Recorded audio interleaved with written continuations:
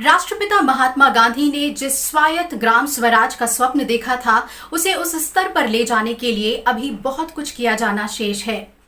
राष्ट्रीय पंचायती राज दिवस के मौके पर उपराष्ट्रपति एम वेंकैया नायडू ने अपने विचार साझा करते हुए ये बात कही। उन्होंने कहा कि राम राज की अवधारणा में ही स्वायत्त ग्राम स्वराज की अवधारणा निहित है। उपराष्ट्रपति एम वेंकैया नायडू ने कहा कि पंचायती राज संस्थानों ने देश में लोकतंत्र की नींव को मजबूत करने में महत्वपूर्ण योगदान दिया है। उन्होंने कहा कि राज्यों को पंचायतों को पूरी तरह से सशक्त बनाने की आवश्यकता है।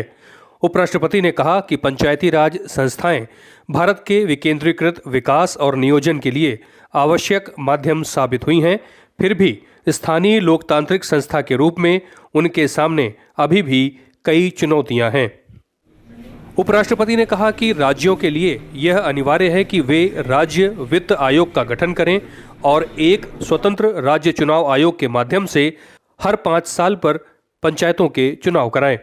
स्थानीय निकायों के लिए आवंटित धन पंचायतों, नगरपालिकाओं और निगमों के खाते में जाना चाहिए।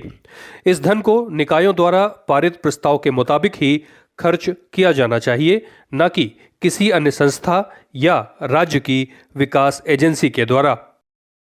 उपराष्ट्रपति ने कहा कि पंचायतों के अधिकारों और कर्तव्यों को और स्पष्टता से परिभाषित किया जाना चाहिए।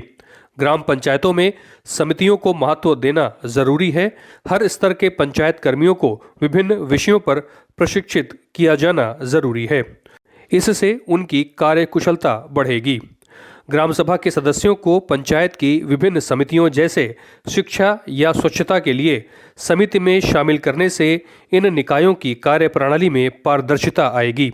कानून में महिलाओं के लिए 1/3 सीटों के आरक्षण का प्रावधान है, पर कुछ राज्यों में इसे बढ़ाकर 50% कर दिया गया है, जो कि स्वागत के योग्य है। उपराष्ट्रपति एम वेंकैया नायडू ने कहा कि प्रधानमंत्री के नेतृत्व में केंद्र सरकार ने 14वें वित्त आयोग की सभी सिफारिशों को स्वीकार कर लिया है। पर्याप्त वित्तीय संसाधनों से पंचायतें विभिन्न क्षेत्रों में स्वावलंबन प्राप्त करने का एक महत्वपूर्ण माध्यम बन सकती हैं। इससे बेहतर आजीविका की तलाश में गांवों से शहरों के लिए पलायन कर रहे ग्रामीणों का प्रतिस्थापन रुकेगा। Bureau report, Rajya Sabha TV.